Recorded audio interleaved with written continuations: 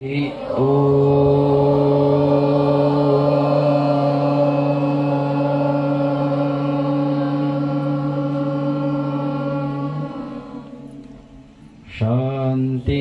शांति शांति।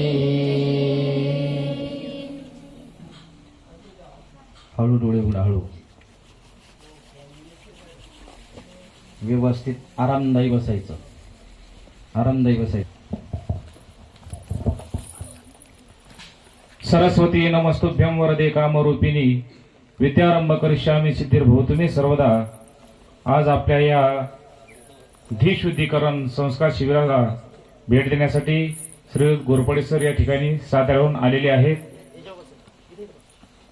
आणि यश तुमच्या हातात या विषयावर सर तुम्हाला मार्गदर्शन करणार आहेत की जेणेकरून त्या मार्गदर्शनाने आपल्या जीवनामध्ये, भावी जीवनामध्ये तुमच्यासाठी, आमच्यासाठी सरांचं मार्गदर्शन हे अतिशय उपयुक्त ठरणार आहे। त्याकरता सर्वांनी ते आत्मसात करायचं, लक्ष देऊन ऐकायचं आणि कोणाचंही व्याख्यान चालू असताना त्यामधले जे मुद्दे असतात ते लक्षात ठेवायचे। तसं वही पेन तर तुमच्याकडे ते टिपूनही तुम्ही ठेवायचे। धीशुद्धीकरण संस्कार शिबिराला नाव दिलेलं आहे। धी शब्दाचा अर्थ सर्वांना ज्ञात श्रोतात आहे। धी म्हणजे काय? बुद्धी ही शरीरामध्ये मानवाच्या, जर आपण विचार केला, एखाद्याला विचारलं वेड्यासारखा करायला लागला, आपण तुला काही बुद्धी आहे का नाही, डोक्याला हात लावतो। म्हणजे बुद्धीचं वास्तविक स्थान आपण शरीरामध्ये कुठं मानतो? डोक्यामध्ये। वास्तविक बुद्धी काही बाजूला शरीरातून काढता येत नाही, किंवा शरीराचं जसं हृदय हा एक पार्ट आहे, जर काही प्रॉब्लेम आला, ब्लॉकेज वगैरे असले, हृदयाला छिद्र असलं तर डॉक्टर लोक ते बाहेर काढून ट्रीटमेंट करून परत ते शरीरामध्ये बसवू शकतात। तशी जर एखाद्याची बुद्धी गंजली, आपण नाही का व्यवहारात नाही लय गंजलेल्या बुद्धीचं आहे, म्हणजे काही कळत नाही, लक्ष देत नाही, मग बुद्धी बाजूला काढता येईल का? डोक्याचं जर त्याचे ऑपरेशन केलं, म्हटलं याची बुद्धी काढू, स्वच्छ करून पुन्हा आतमध्ये शिफ्ट करू, असं करता येईल? कारण बुद्धी नावाचा जो अवयव आहे हा आकारमान स्वरूपाचा नाही, जसा मेंदू आहे, हृदय आहे, असं नाही। कारण बुद्धी कशाला म्हणतात? आपलं जे अंतःकरण आहे, या अंतःकरणाचे जे 4 भाग आहेत, मन, बुद्धी, चित्त आणि अहंकार, हे अंतःकरणाला कार्यावरून पडलेली नावं आहेत। तसं ज्यावेळेस मनुष्य एखादा निश्चय करतो त्यावेळेस या अंतःकरणाला बुद्धी असं नाव येतं। ज्ञानोबराय वर्णन करतात, बुद्धी निश्चयी आत्मज्ञान, ब्रह्मरूप भावी आपणा आपण, हे बुद्धीचं लक्षण आहे। ज्यावेळेस आपला अंतःकरण एखादा संकल्प करतं, विकल्प करतो, त्यावेळेस संकल्प विकल्पातक मना हा, हे मनाचं लक्षण ठरतं। ज्यावेळेस एखाद्या गोष्टीचा आपण अभिमान धारण करतो त्यावेळेस हे अहंकार स्वरूपाचं नाव येतं आणि याच अंतःकरणाला चित्त ही संज्ञा, त्यावेळेस ते ज्यावेळेस आपण चिंतन करतो। मग हे एकाच वस्तूची काय नाव आहेत? अंतःकरणाची ही 4 नाव आहेत, मन, बुद्धी, चित्त, अहंकार। त्यापैकी या 4 पैकी आपण बुद्धी शुद्धीकरण हे नाव निवडलेलं आहे। आता या बुद्धीचं शुद्धीकरण का करावं लागतं? साधू संतांनी अनेक ठिकाणी या बुद्धीविषयी वर्णन केलेले आहे। अनेक बुद्धीचे तरंग क्षणोक्षणा पालटती रंग, धरू जाता संगतवतो होय बाधक। क्षणोक्षणाला माणसाची बुद्धी काय होते? बदलत असते सारखी, एका ठिकाणी स्थिर बुद्धी राहत नाही। सकाळ, दुपार, संध्याकाळ, तुमचे स्वतःचा अनुभव बघा तुम्ही। आता जर काही विद्यार्थी असेल, सकाळी एकदम फ्रेश असतात, दुपारी फ्रेश असतात आणि संध्याकाळी लगेच डोळ्याला पाणी येतं, गुरुजी काय प्रॉब्लेम आहे? काय नाही, आईला फोन करायचा, वडिलाला फोन करायचा, का मला करमत नाही। कशामुळे करमत नाही? सकाळी तर तू चांगला म्हणा की आता मस्त राहतो, पाठांतर करणार, पण सकाळचा जो निश्चय होता ते काय झाला? बदलला बुद्धीचा। तुमच्या बुद्धीत काय विषय आला? आता करमत नाही हा विषय आला। कुठपर्यंत करमत नाही? थोडा वेळ नाटक करता तुम्ही, काही पाठांतर वगैरे नसलं की, आणि एकदा का आपला क्लास झाला की परत तुम्हाला करमायला लागतं। म्हणजे बुद्धी एका ठिकाणी स्थिर न राहता अनेक रूप ती धारण करत असते आणि म्हणूनच तिचं शुद्धीकरण हे आपण नाव दिलेलं आहे। म्हणून आता याविषयी सर, यश तुमच्या हातामध्ये, या विषयावर सर आपल्याला मार्गदर्शन करतील। लक्ष देऊन ऐकायचं, मध्ये विक्षेप कोणाचाही होता कामा नये, स्वतः बडबड वगैरे काही करायचं नाही, लक्षपूर्वक काळजीपूर्वक सर्वांनी श्रवण करायचं। मी सरांना विनंती करतो की सरांनी या यश तुमच्या हातामध्ये यासाठी मार्गदर्शन करावं। धन्यवाद.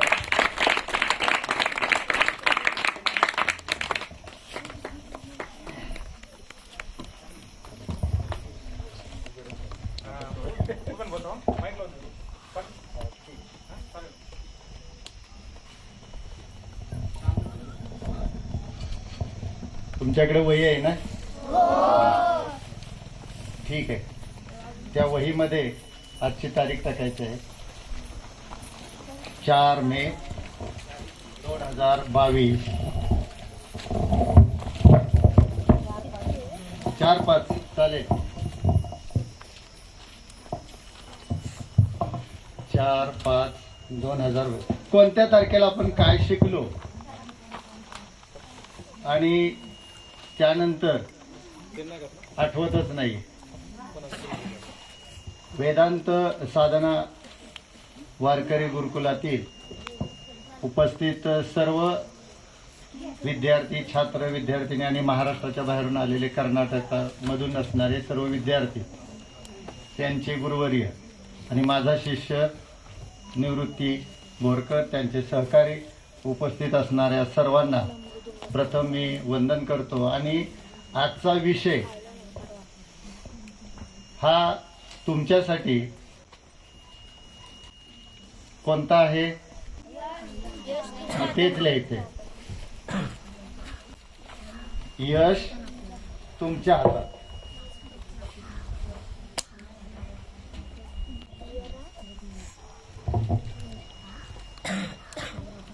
तुझा आहे तुझं पासी परी जागा चुकलाशी.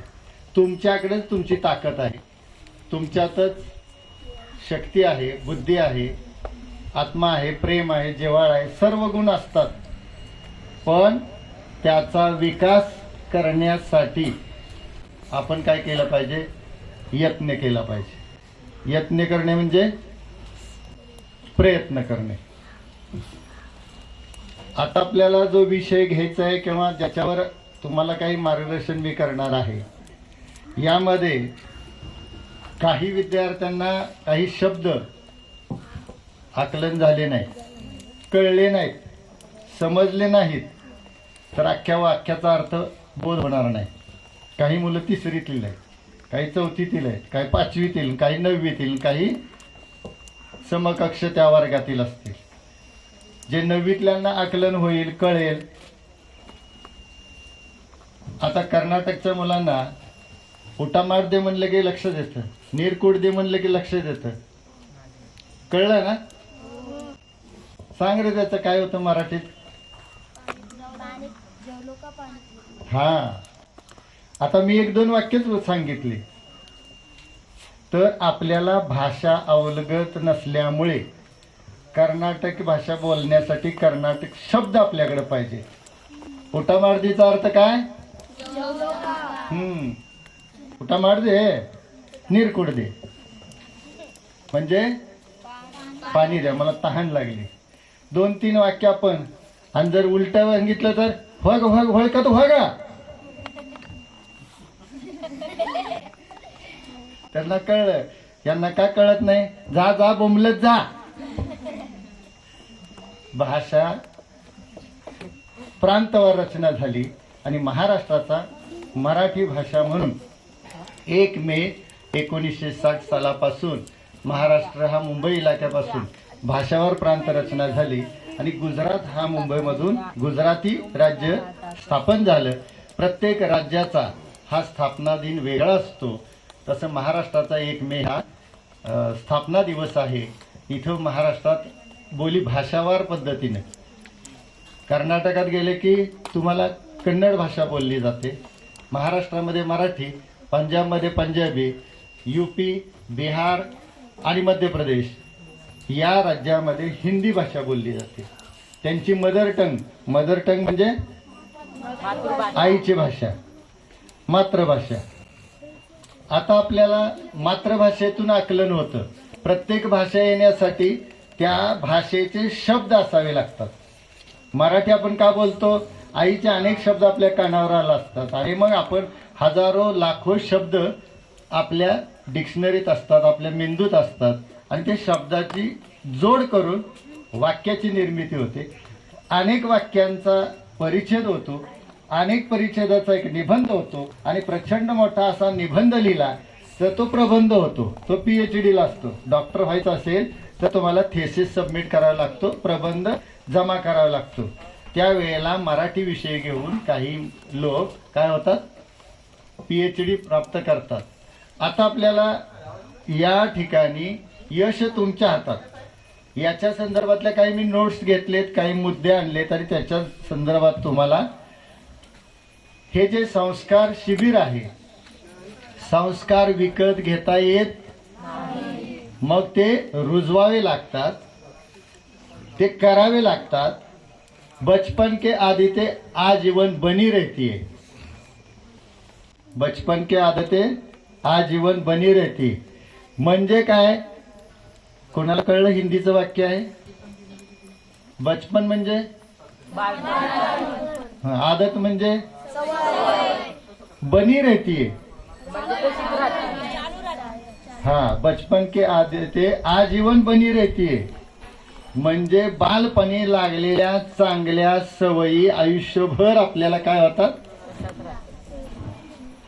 कायमस्वरूपी राहतात, चालू राहतात. म्हणजे ते संस्कार असतात.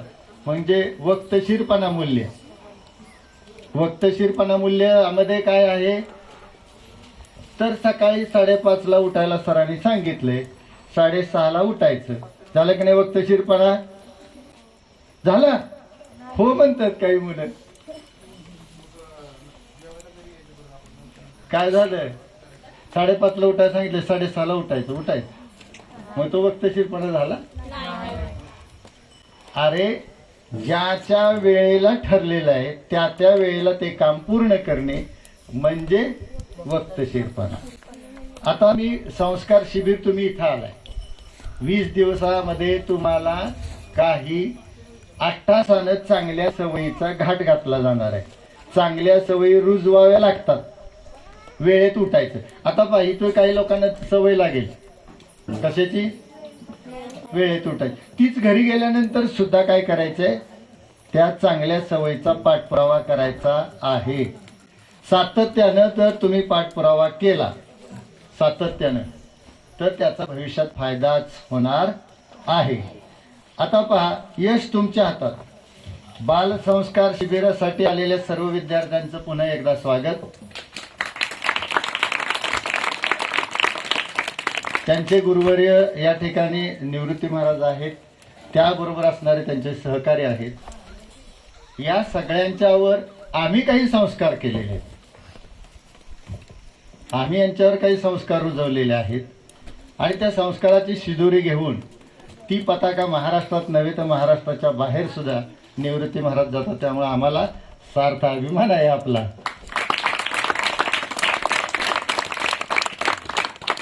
आपल्याला नेमकं आयुष्यामध्ये साध्य काय करायचंय? मनुष्य जन्माला आल्यानंतर काहीतरी त्याचं ध्येय असतं. आता ते ध्येयाच्या पूर्ती वाटचाल करणे, प्रयत्न करणे.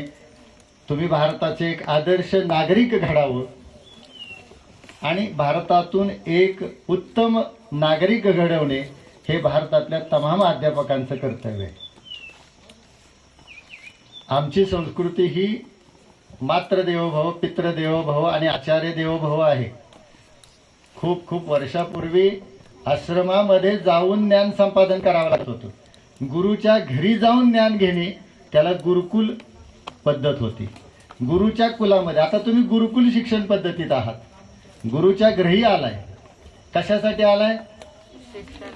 शिक्षणासाठी. जो विद्यार्थी ग्रह सोडणार नाही, म्हणजे घर सोडणार नाही, त्या विद्यार्थ्याला कुठून विद्या मिळणार? कुछ पाना है तो कुछ खोना है. म्हणजे काही मिळवायचं असेल तर काही गमवावं लागेल. मग आई वडील यांचा सहवास गमवावा लागेल. आता तुम्हाला आई नाही दिसणार, वडील नाही दिसणार, पण भाग्यवान तुम्ही इतके आहात की आज विज्ञानानं त्या काळातल्या राजाला सुद्धा, मी वारंवार म्हणतो, राजाला सुद्धा प्रारब्धात नव्हतं ते तुम्हाला विज्ञानानं तुमच्या समोर आणून दिलेलं आहे. का तर आपण आपल्या प्रिय व्यक्ती, आई असेल, वडील असेल, पत्नी असेल, बहीण असेल, त्याला काही क्षणात व्हिडिओ कॉल करून आपण बघू शकतो. केवढी विज्ञानाची ताकद आहे. विज्ञानाने जसं मोबाईल तयार केला तसं छोटं मोठं अगदी आयुध असतं. सुरी असेल, कात्री असेल, चाकू असेल, विळे असेल, ते कशासाठी केले?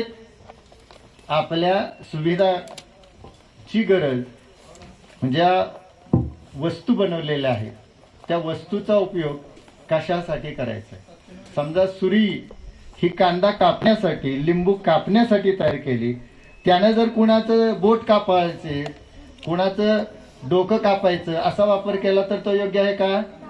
म्हणजे योग्य आणि अयोग्य हे त्याच्यावर अवलंबून आहे, ते कर्त्याच्या शहाणपणावर.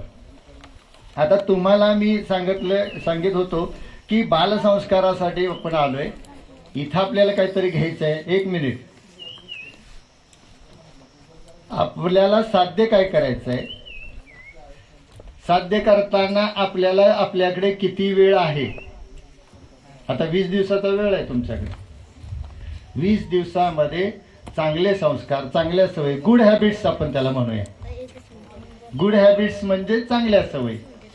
आता चांगल्या सवयीमध्ये आता एक मी संकल्प करणार आहे आजपासून. इथं संस्कार शिबिरात आहे माहित नाही, I don't know about this. काहींचं इंग्लिश वाक्य येईल, काहींना कळेल, पण त्याचं मराठीत सांगणार मी अर्थ. काही कळलं नाही तर हात वर करायचा की त्याला काहीतरी शंका आहे असं समजतो. गुड हॅबिट्स मध्ये आता रात्री झोपताना आज दात घासून झोपायचे. जमेल का तुम्हाला? आपण सकाळी दात घासतो बरोबर. आपण सकाळी सुचिर्भूत होतो. सगळ्यात आनंदाचा आणि चांगला दिवस तुमचा कोठा साफ असेल तर जातो. कोठा साफ होणे म्हणजे आपल्या शरीराला पाणी भरपूर गेलं पाहिजे, हवा शुद्ध गेली पाहिजे आणि अन्न शुद्ध गेलं पाहिजे. या सगळ्या गोष्टीचा इफेक्ट. आजपासून रात्री झोपताना ब्रश करून झोपायचं. ब्रश नसला तरी आपली मिश्री असेल, टोबॅको असेल, काय असेल त्या साधनानं आपण काय करायचा. किती लोक संध्याकाळी दात घासत होते? हात वर करा. Very good. काय नाव सांग तुझं? अभिनंदन. हा, गुड हॅबिट्स याला म्हणायचं. त्याचं कारण सांगतात असं. यश तुमच्या हातात. आता ह्या विषयातून घेतलेल्या शिक्षणाचा उपयोग व्यवहारात करायचा आहे. आपल्या जीवनात त्याचा काय फायदा होणार आहे? First digestion in mouth. पहिलं अन्नाचं पचन हे तोंडात होतं आणि तोंडातील दात चांगले राहिले तरच भविष्यात काय होणार आहे. आपल्याला मरेपर्यंत त्या दातांची कीड. हल्लीकडे काय झालेलं आहे, आहार पद्धती बदललेली आहे. चॉकलेट किंवा गम्स, चोईंग गम्स आणि असे पदार्थ खाऊन आपले दात बाद होणार. आणि दात बाद झाले की आपण बाद व्हायला वेळच लागणार नाही. म्हणजे आपल्याला दीर्घ आयुष्य जगायचं असेल तर पहिल्यांदा काय केलं पाहिजे? आपलं फर्स्ट डायजेशन, जे अन्नाचं पहिलं पचन तोंडात होतं, त्याच्यामध्ये सलावरी glands, pituitary Gland, thyroid glands ह्या बऱ्याचशा ग्लँड्स आपल्या शरीरात आहेत. आता बारक्यांना ते कळणार नाही. सलावरी ग्लँड म्हणजे लाळ. अन्नामध्ये लाळ 32 वेळा दात चावून खा म्हणतात. त्याचा अर्थ की तेवढा लाळ ग्रंथी त्याच्यात मिसळतात आणि मग ह्याचा परिणाम चांगलं पचन होते. आता मग दात चांगले राहावेत, दाताचं आरोग्य टिकावं म्हणून दात रात्रीच घासायचे. रात्री घासल्यानंतर काय होणार आहे माहिती आहे का? रात्रभर आपण पुन्हा काही खात नाही. एक वेळ सकाळी दात नाहीच घासले तरी निवृत्ती महाराज नुकसान नाही. पण रात्री पाहुणे मुक्कामी राहतात. आता पाहुणे मुक्कामी राहणे म्हणजे काय? अन्नाचे कण दाताच्या फटीमध्ये, अन्नाचे कण तिथेच राहतात. रात्रभर ते भिजतात, कुसतात आणि तसंच आपलं काय होतं, आपल्याला वाटतं आता ते सकाळी साफ करायचे. पण त्यांना कुजूच द्यायचं नाही, त्यांना ठेवायचंच नाही. तुम्हाला एक वेगळा फील येईल, वेगळा अनुभव येईल. कशासाठी? आता एक वळ लिहून ठेवायचंय. रात्री झोपताना दात घासून झोपणे, चांगल्या सवय, गुड हॅबिट्स. तुला इंग्लिश मध्ये सांगतो. इंग्लिश मिडियमचा विद्यार्थी आहे ना, semi English. Always clean teeth in the night. Always clean teeth. नेहमी. ऑलवेज अर्थ नेहमी. ऑलवेज क्लीन म्हणजे नेहमीच क्लीन करायचे. टीथ इन नाईट म्हणजे रात्री. आता जे मराठी मीडियमच्या त्यांनी रात्री झोपण्यापूर्वी. आता जेवणानंतर पुन्हा एक 5-10 मिनिटाचं काम आहे. आणि ब्रश पुन्हा जागेवर ठेवायचा आहे. वस्तू जागेवर ठेवणे हा एक दंडक आहे. घरातली चावी असेल, घरातला झाडू असेल, तो सुद्धा जागेवर ठेवला तर इतरांना मिळतो. ह्याने उचलायचं तिथे ठेवायचं, त्याने उचलायचं इकडे ठेवायचं, कोणालाच कळत नाही. आपल्या वस्तू जागेवर ठेवण्याचा सुद्धा संकल्प आहे. छोट्या छोट्या गुड हॅबिट्स आहेत आणि मग याच्यातून यश प्राप्त होतंय. आता यश तुमच्या हातात म्हणजे नेमकं कशाचं, तर जे काही ज्ञान घेतोय, शिक्षण घेतोय किंवा आयुष्यामध्ये आपल्याला काही गोष्टी हस्तगत करायच्या आहेत, प्राप्त करायच्या आहेत, एखादी इयत्ता पास व्हायचंय, मग काय करायचंय नेमकं त्याच्यासाठी, तर त्याच्यासाठी तुम्ही काय करता, योग्य पद्धतीचं नियोजन. या ठिकाणी आता मला पुढे सांगायचं असं आहे, बहुतेक लोक क्षमता किंवा बुद्धिमत्ता याच्या अभावामुळे अयशस्वी होतात असं नाही. बहुतेक लोक, आता सरांनी सांगितलं ना यापूर्वी की मेंदू आहे, मग त्याचा मेंदू गंजतोय. मेंदू सर्वांना सारखाच आहे, क्षमता सारखीच आहे. क्षमता म्हणजे ताकद, कॅपॅसिटी. बहुतेक लोक जे अयशस्वी होतात ते बुद्धिमत्ता किंवा क्षमता यांच्या अभावाने असं नाही, तर अयशस्वी होतात त्याची कारणं अशी आहेत की इच्छा, दिशा आणि शिस्त, समर्पण यांच्या अभावामुळे अपयश येते. आता यश तुमच्या हातात आहे, याच्यामध्ये महत्वाचा भाग काय होता की माणूस म्हणतो त्याला बुद्धी नाही. बुद्धी नाही असं नाही, त्याचा शिस्त नव्हती, संयम नव्हता, दिशा नव्हती, इच्छा नव्हती, स्वयंस्फूर्त असं. आता मला सांगा, जैशी चाह वैशी राह. इच्छा नसेल तर मार्ग नसतो.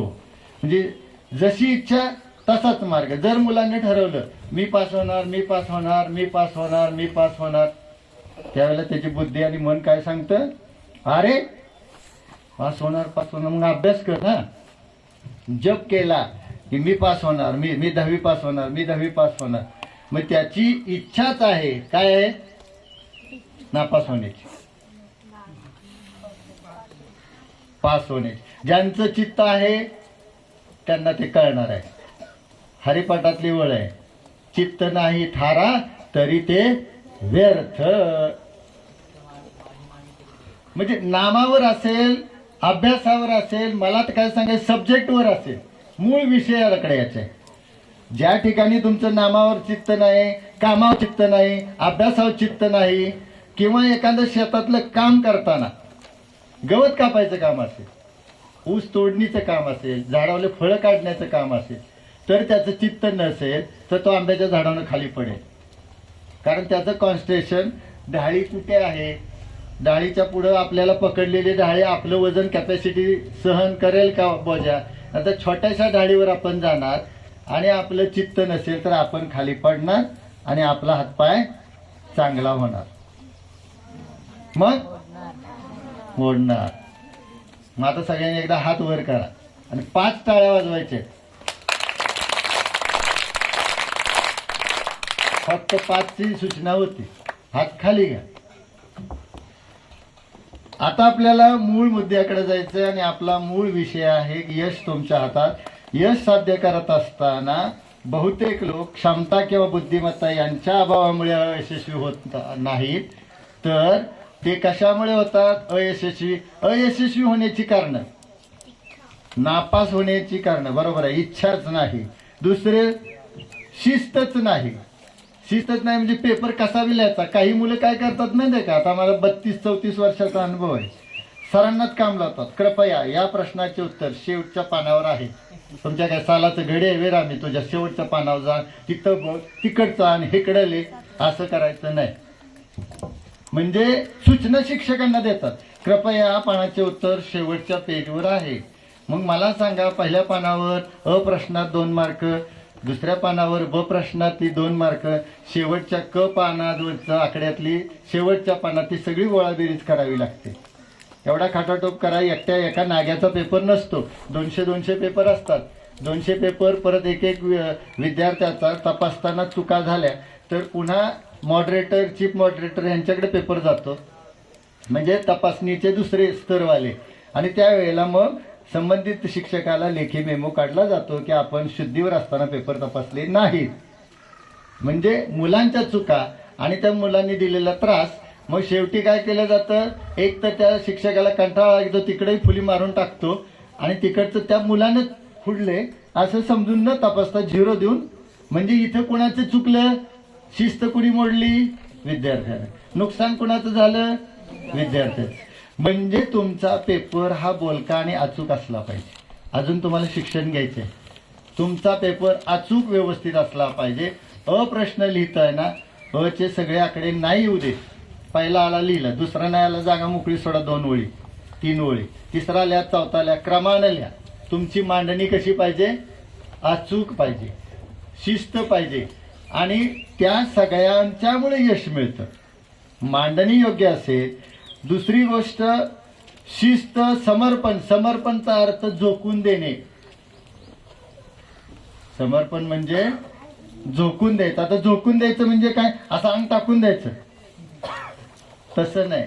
तन मन धन सगळं लावून, आपली पूर्ण ताकद लावून काय केला पाहिजे, अभ्यास केला पाहिजे, आणि सातत्यानं त्या दिशेनं प्रयत्न केला पाहिजे. त्यावेळेला यश मिळत असतं. आता ह्या यशाकडे जात असताना किंवा यश मिळवताना सकारात्मक दृष्टिकोन.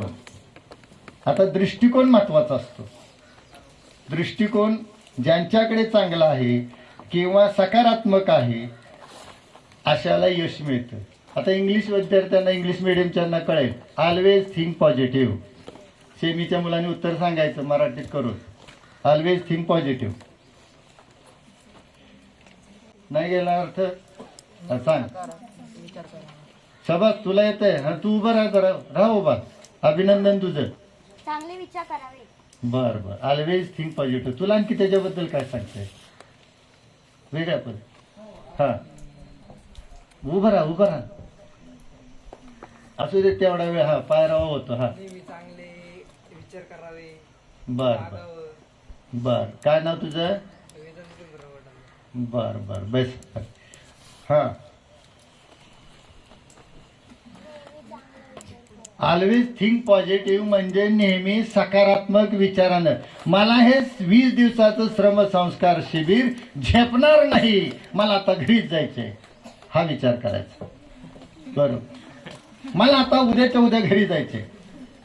आपला संकल्प असेल, मी 20 दिवस इथं राहणार, घरी फोन करणार नाही, सरांना सांगणार पण नाही की मला आईची आठवण येते, मला वडिलांची आठवण येते, मला माझी बहीण दिसणार नाही. तर आपला संकल्प काय पाहिजे, ऑलवेज थिंक पॉझिटिव्ह. साकार. मी 20 दिवसाचा संकल्प केला, 20 दिवस इथं राहणार, संस्कार शिबिरातलं जे आहे ते सगळं घेणार, आणि त्याच्यावर घरी जाऊन घरच्यांना सांगणार. शिबिरामध्ये अमुक अमुक एक घोरपडे सर आले होते, त्याने आम्हाला सांगितलं की ऑलवेज थिंक पॉझिटिव्ह म्हणजे नेहमी सकारात्मक राहा, चांगल्या बाबीचा विचार करा. ऑलवेज थिंक पॉझिटिव्ह म्हणजे नेहमी पॉझिटिव्ह. पॉझिटिव्ह म्हणजे आय कॅन डू इट.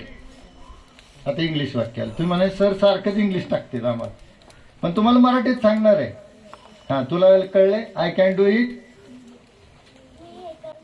मी 20 दिवसाचं श्रमसंस्कार शिबिर किंवा बालसंस्कार शिबिर पूर्ण करेन. आय कॅन डू इट म्हणजे मी हे करू शकतो. 20 दिवसाचं बालसंस्कार शिबिर मी पूर्ण करू शकतो. हा आपला दृढ संकल्प पाहिजे. आणि ह्या संस्कार शिबिरातनं फायदा कोणाचा होणार आहे, your mother and father. Our. Yes yes, Congress. अरे आई वडिलांनी जन्म दिला, कर्म हे आपल्याला करायचं आहे. आई वडिलांनी जन्म दिला की कर्म नाही दिलं, कर्म हे तुम्हाला करायचंय. कर्म म्हणजे कार्य. तुमच्या हातून तुम्हाला जे काही करायचं आहे ते तुम्हाला करायचंय. आई वडिलांनी जन्म दिला, आई वडील तुमच्या सोबत राहणार नाहीत, कोणाचेच राहत नाहीत. माझे राहणार नाहीत, माझ्या वडिलांचे राहणार नाहीत, ना कोणाचेच राहणार नाहीत. रामकृष्ण आले गेले, मग काय जग ओसची पडले. राम कृष्ण आला गेला जग ओस पडले का? भारतामध्ये प्रश्न पडला होता, first prime minister Pandit Nehru, आणि त्याच्यानंतर हा देश कोण चालवेल? पंडित नेहरू हे भारताचे पहिले पंतप्रधान. तुम्हाला कदाचित सर परत प्रश्न विचारणार असेल की घोरपडे सरांनी भारताच्या पहिल्या पंतप्रधानाचं नाव काय सांगितलेलं होतं. तुम्हाला ते इतिहासात गेला असेल नसेल, पण ते सर कसाही प्रश्न टाकतील. तर त्या पहिल्या पंतप्रधानांनी पुढं देशाचे संस्कार केल्यानंतर देशाला प्रश्न पडला की कोण चालवेल, काय करेल. दुसऱ्या पंतप्रधानांचं नाव आहे लाल बहादूर शास्त्री. त्यांच्याकडे काय गुण होता? त्यांचा मुलगा सुनील शास्त्री. आणि सुनील शास्त्रीचा विशेष उल्लेख करायला मला अभिमान वाटतोय. साधी राहणी, उच्च विचार. सुनील शास्त्रीनं वडिलांच्या बाबतीत हा इतका लाल बहादूर शास्त्रीचा किस्सा महत्वाचा आहे की कळणार नाही. Honesty is the best policy. प्रामाणिकपणा हा सद्गुण आहे. आता प्रामाणिकपणा सुनील शास्त्रीने लिहिलं होतं माझ्या वडिलांच्या काळात. ते पंतप्रधान असताना आजच्या राजकीय परिस्थितीत आणि त्या काळाच्या परिस्थितीमध्ये किती भिन्नता आहे की वडिलांना चुकवून, वडिलांना फसवून सुनील शास्त्रीनं म्हणजे लाल बहादूर शास्त्रीच्या मुलानं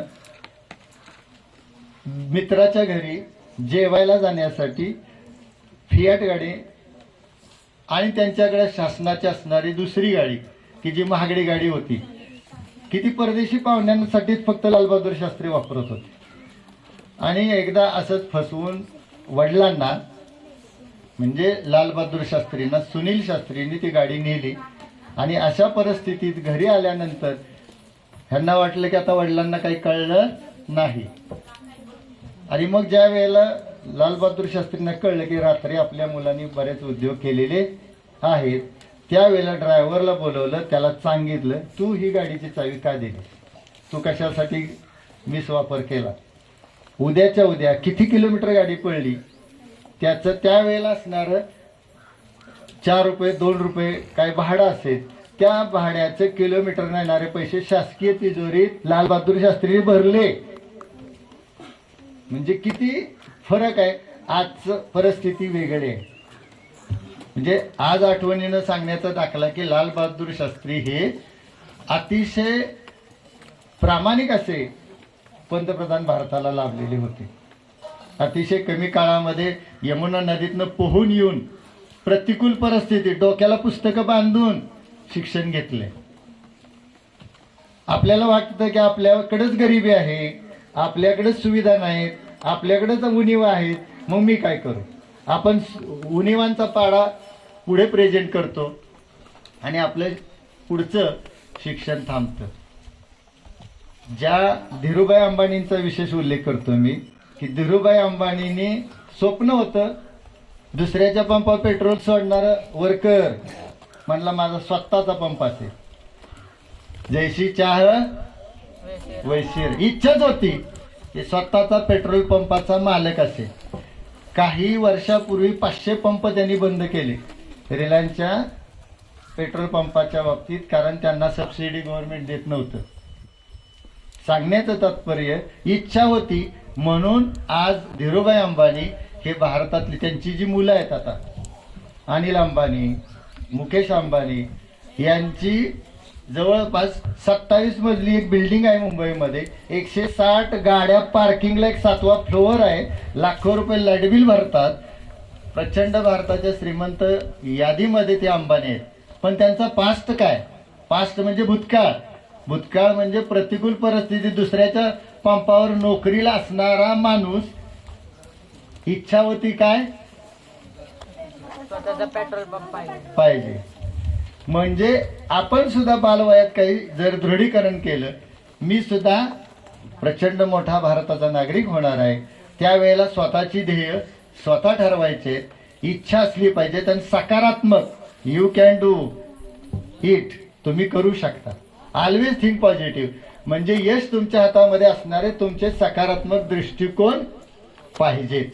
दृष्टिकोन चांगला असेल तर त्याचा काय होतं? फायदाच होतो. याचं जिवंत उदाहरण म्हणजे मला विशेष सांगण्याचं विल्यम जेम्स नावाचा हार्वर्ड विद्यापीठातील एक सायंटिस्ट आहे.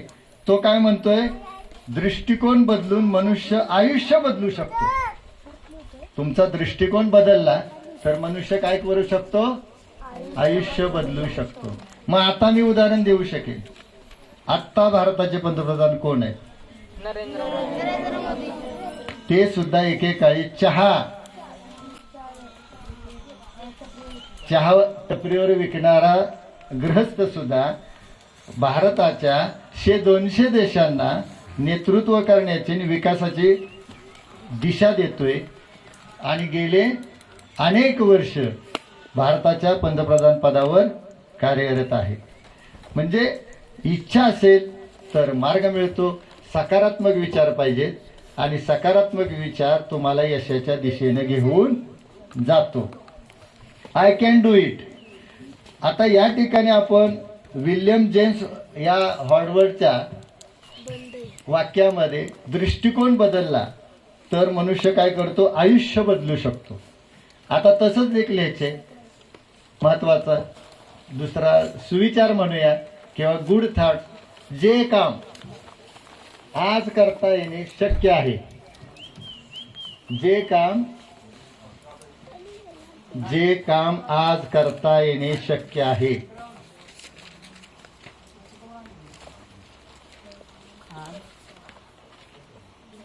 जे काम आज करता येणे शक्य आहे ते काम, जे काम आज करता येणे शक्य आहे ते काम उद्यावर टाकण्याची चूक करू नये. जे काम आज करता येणे शक्य आहे,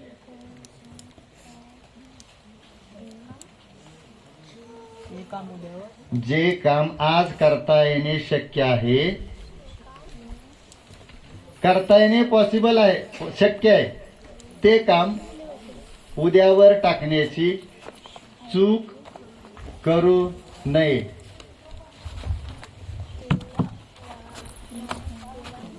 हे बेंजामिन फ्रँकलिनचा सुविचार आहे. तो कोणाचा सुविचार आहे ते नाही लिहिलं तरी चालेल. आता मी जसं हार्वर्डचं उदाहरण सांगितलं की तुम्ही दृष्टिकोन बदलला तर माणूस काय होऊ शकतो, आयुष्यामध्ये यशस्वी होऊ शकतो, आयुष्य बदलू शकतो. दृष्टिकोन बदला.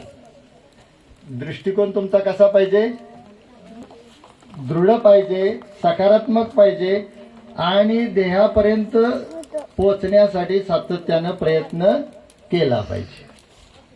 मग यश मिळतं. यश मिळवण्यासाठी सकारात्मक थॉट्स किंवा पॉझिटिव्ह ॲटिट्यूड पाहिजे. मी करू शकतो, मला ते जमणार आहे, मी करणारच आहे, हा दृढ संकल्प पाहिजे आणि त्या दिशेनं सातत्यानं प्रयत्न केला पाहिजे. यशाचा पाया म्हणजे दृष्टिकोन. तुमचा दृष्टिकोनच चांगला नसेल तर तुम्हाला यशाच्या दिशेने जाताना अडथळा निर्माण होतो. मनुष्याच्या दुःखाचं मूळ कारण असमाधान. काय नाही, मला ही आश्रमामध्ये बरं वाटेनाच, मला घरीच जायचं. असमाधान हे दुःखाचं मूळ कारण. सॅटिस्फॅक्शन म्हणजे समाधान. काय नाही, मला इथं बरं वाटतंय, मला घरच्यासारखे स्वतंत्र टीव्ही बघायला नसला, काय नसलं तरी चालतंय, मोबाईल नको, काही नको. आपल्या गरजा काय करायच्या आहेत, मर्यादित करायच्या. अन्न वस्त्र निवारा, मुख्य 3 गरजा. आणि त्याच्याबरोबर आता मी म्हणेन शिक्षण आणि संस्कार. अन्न वस्त्र निवारा शिक्षण यासाठी आपल्याला महत्वाची गरज आहे की ह्या मूलभूत गरजा झाल्या आणि तुमचा पाया एकदा चांगला झाला. ज्या वेळेला वर्ल्ड ट्रेड सेंटर 110 मजली म्हणजे जागतिक व्यापार करणारे जे सेंटर आहे त्याची इमारत 110 मजली. आपण पहा 2-3 मजली इमारत बांधायची असेल तर पाया किती मजबूत बांधतात, भरपूर मजबूत करतात. मग आपल्या आयुष्याचा पाया मजबूत होण्यासाठी बालवयामध्ये संस्कार क्षम शिक्षण मिळालं पाहिजे. संस्कार हे विकत घेता येत नाहीत, संस्कार रुजवावे लागतात, चांगल्या सवयी लावाव्या लागतात 8 तासानं चांगली सवय. आता यापैकी 40% मुलंच फक्त दात घासण्याची संध्याकाळची सवय ठेवणार आहेत. नळी फुंकले सोनारे इकडून तिकडे गेले वारे. 60% विद्यार्थी काय करणार आहेत माहित आहे का? आता इथं तोवर कसं तरी करणार आणि घरी गेल्यानंतर ये रे माझ्या मागल्या आणि ताक कण्या चांगल्या. आता ताक मी माहित नाही, कण्या माहित नाही, काहीच माहित नाही. बर्गर पिझ्झा सांगा, टोस्ट सांगा. काहींना माहित आहे. त्याला ग्रामीण भागातला सहवास आहे, त्यांना ते ग्रामीण भागातील खाद्यपदार्थ. आता आमच्याकडे पाश्चिमात्य संस्कृती जोरात वेगाने वाहते आणि अर्ध्या कपड्यावर राहण्यात आम्हाला खूप आनंद आहे.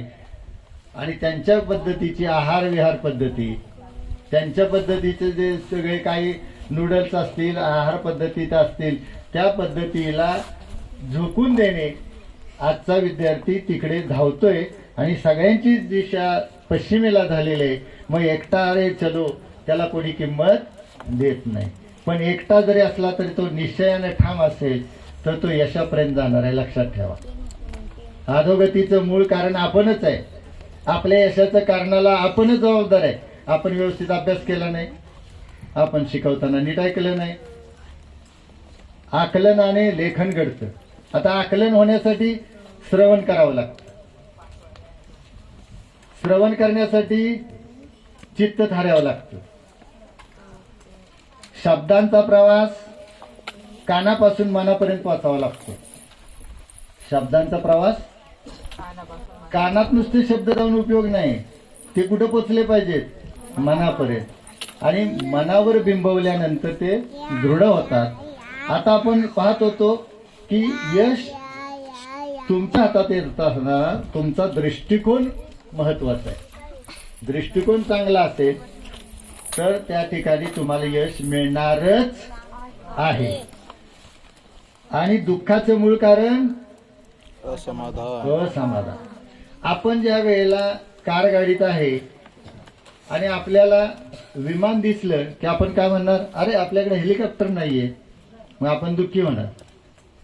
आपल्याकडे मोटरसायकल आहे आणि एखादा सायकलवर चाललाय, मग आपलं समाधान कशात असलं पाहिजे? अरे सायकलवाल्यापेक्षा माझ्याकडे गाडी आहे. जो बसलाच आहे त्यापेक्षा मला चालता येतंय. ज्याला चालताच येत नाही त्याच्याकडे बघून आपल्याला समाधान वाटलं पाहिजे, मला चालता येते. सायकल आहे त्याच्यापेक्षा पूर्वीच्या काळी सायकल असणारा आणि रेडिओ असणारा श्रीमंत ओळखला जायचा. तुमच्यासारख्या आम्ही जेव्हा बाल विद्यार्थी होतो 40-45 वर्षापूर्वी, त्यावेळेला सायकल पाहायला माणसं यायची. सायकल, अरे त्याच्याकडे सायकल आहे म्हणजे सायकल हेही वाहन नव्हतं. तुम्हाला आश्चर्य वाटेल बोरकर साहेब, मी रिह्याला येताना पिरंगुटवरनं चालत आलोय. किती किलोमीटर आहे माहित आहे? महाराजच सांगते. पिरंगुट पासून इथपर्यंत मी चालत आलोय. 94-95 साली वाहनं नव्हती. आजही 10-12-5 किलोमीटर मला चालायला काहीच वाटत नाही, कारण त्या काळात सवय होती. त्या काळातली माणसं 100-100 वर्ष जगत होती. त्यावेळेला ती माणसं तेवढी चालत होती. वाचाल तर वाचाल. आता तुम्हाला काय करायचंय? काही पुस्तकं वाचायचे. आता पुस्तकं वाचण्यामध्ये हा एक छोटाच कागद आहे, पण यात खूप मोठी ताकद आहे.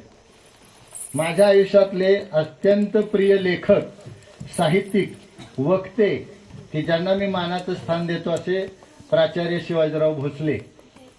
उत्तम वक्ता, महाराष्ट्रात छानसं व्याख्यान द्यायचं. त्यांच्या वर्तमानपत्रात कात्रणं यायची. ती कात्रणामध्ये त्यांचं जागर नावाचा लेख असायचा. ती वर्तमानपत्र 2 रुपयाचं घ्यायला सुद्धा पैसे नसायचे. 2 रुपयाचं वर्तमानपत्र.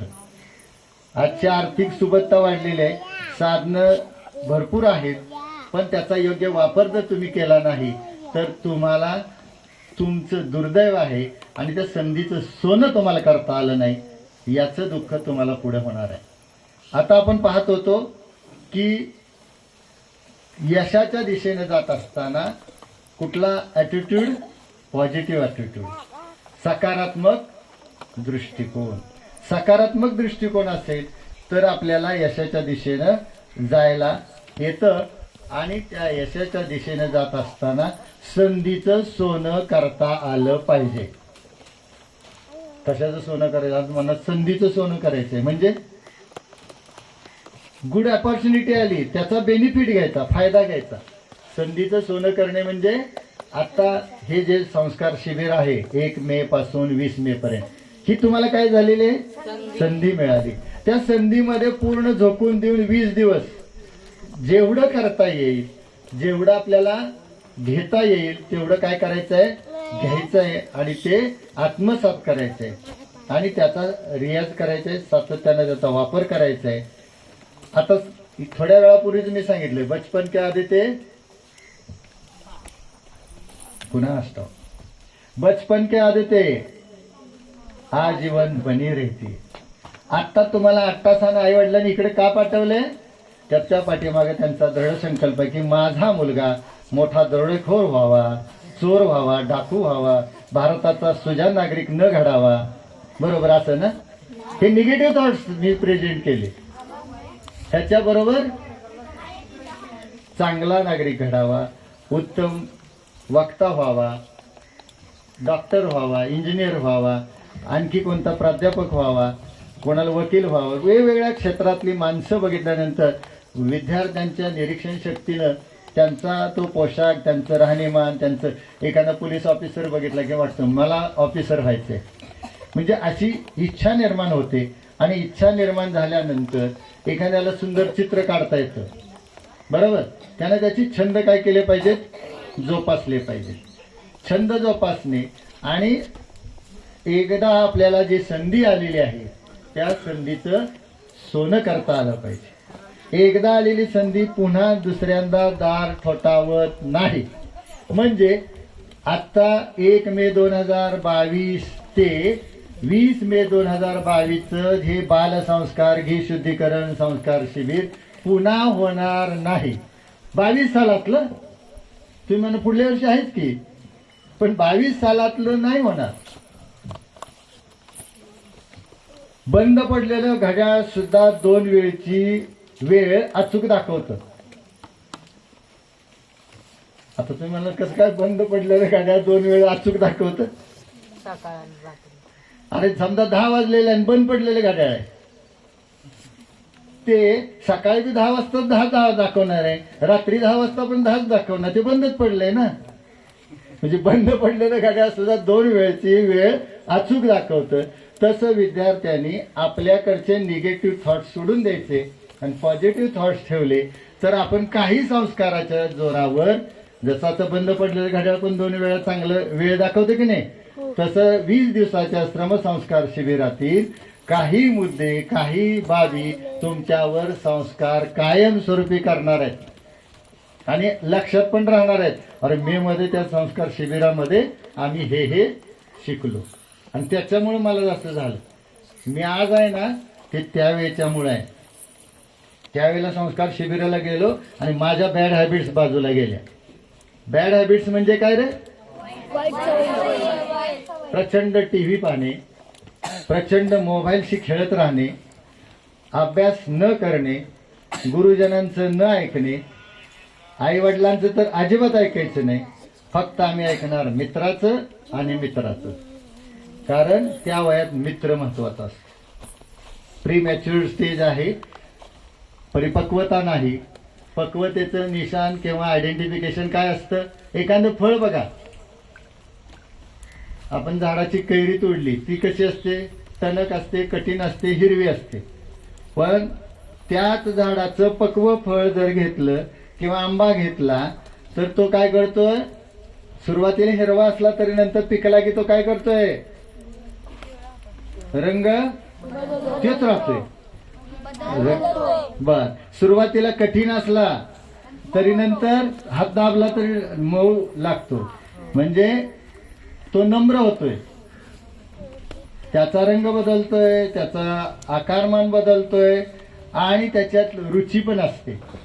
सुरुवातीची कैरी आंबट असते, पण तोच आंबा आडीत ठेवल्यानंतर पिकल्यानंतर काय होतं? गोड होतो. म्हणजे आता तुम्हाला गोड होण्यासाठी आडीत ठेवले. 20 दिवसाची ही आडी आहे. आता तुमच्यातून परिपक्वता होणार किंवा काहीतरी ज्ञान मिळणार आणि ते ज्ञान घेऊन घरी जाणार आहात. म्हणजे पक्व होण्यासाठी वेळ द्यावा लागतो. सातत्यपूर्ण यश मिळवण्यासाठी प्रयत्न केला पाहिजे आणि योग्य वेळी योग्य निर्णय घ्यायचा असतो. डिसिजन मेकिंग, योग्य वेळी योग्य निर्णय म्हणजे डिसिजन मेकिंग. म्हणजे ज्या वेळेला तुम्ही UPSC MPSCच्या परीक्षा द्याल, 10,800 सेकंद परीक्षेच्या हॉलमध्ये असतात. समजा एखादा पेपर 3 तासाचा 180 मिनिटाचा असतो, त्यावेळेला मायक्रो अनालिसिस करावं लागतं. हा प्रश्न किती मार्काचा, एवढा वेळ. हा प्रश्न किती मार्काचा, एवढा वेळ.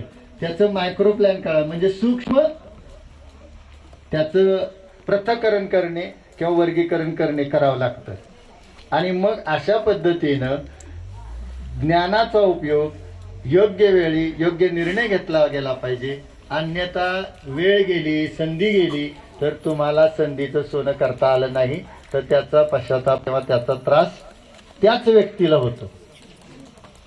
आणि त्या परिस्थितीत ज्ञानाचा उपयोग योजकतेने केल्यास त्याचे रूपांतर शहाणपणात होतं. ज्ञानाचा उपयोग योजकतेने केला तर त्याचा उपयोग कशामध्ये होतो? शहाणपणात होतो. आणि शहाणपणाचा परिणाम, शहाणपणाचं रूपांतर यश मिळवण्यात होतं. आपण म्हणतो काय शहाण्यासारखा मुलगा आहे हो हा, म्हणजे शहाण्यासारखा मुलगा याचा अर्थ त्याने ज्ञानाचा उपयोग शहाणपणात केला.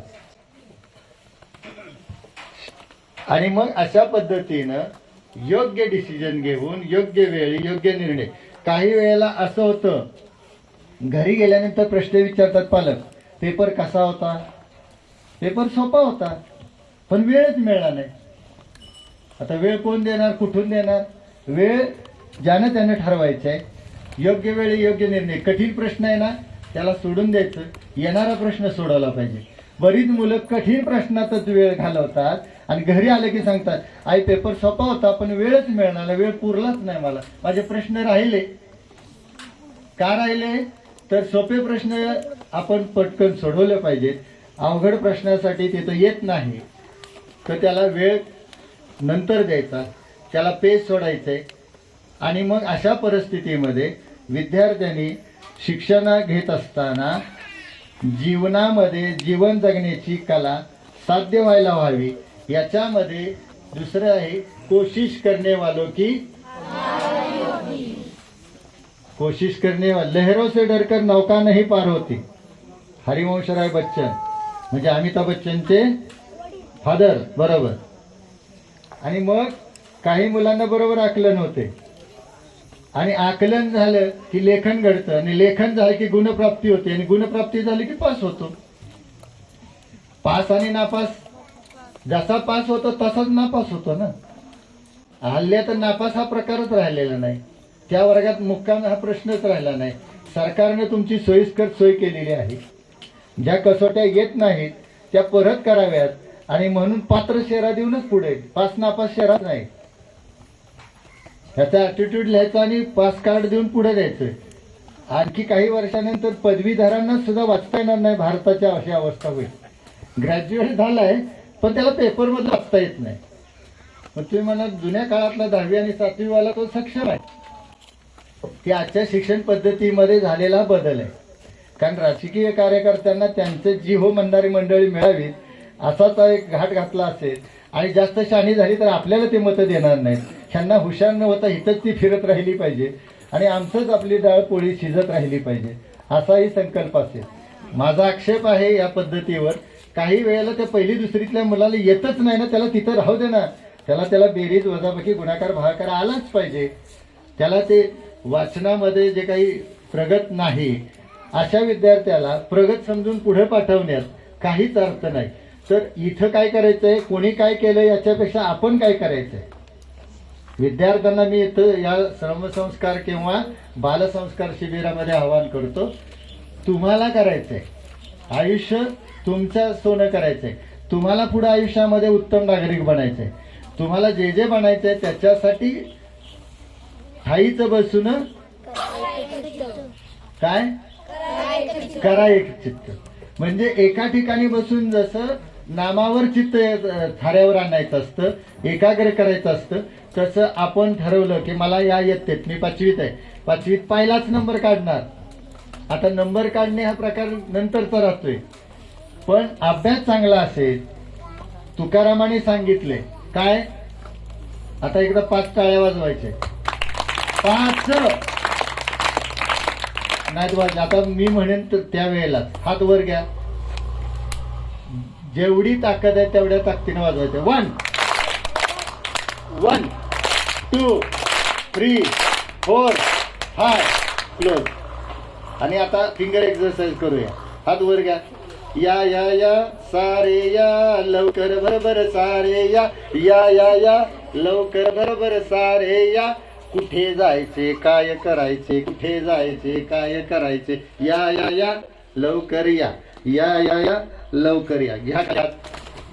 आता तुमचा ट्रेस मॅनेजमेंट झाला. ट्रेस मॅनेजमेंट म्हणजे ताणतणाव. बराच वेळ बसून बसून सर आमचे गुडघे दुखायला लागलेत, तुम्ही उभं राहून बोलताय, आमचे पाय आता दुखायला लागलेत. आधीच सरांनी अर्धा तास माझ्या व्याख्यानाच्या आधी, परत आणखी तुम्ही 1 तास, म्हणजे 1.5 तास आमचे गुडघे दुखतायत. बरोबर आहे की नाही? मग आता मी तुम्हाला वज्रासनात 5 मिनिटं बसायला लावणार आहे. येतं का वज्रासन? बसा पटकन. कस रे देवा, असं रे देवा.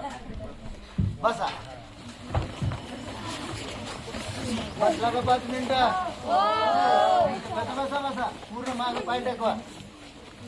पुढे पाय पाय सरळ, पंजे माग. पंजे मागे. त्याला म्हणे आता गुड हॅबिट्स मध्ये हे पण घेऊन जायचंय.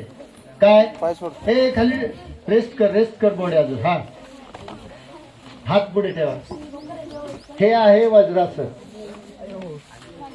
हे आहे वज्रासन.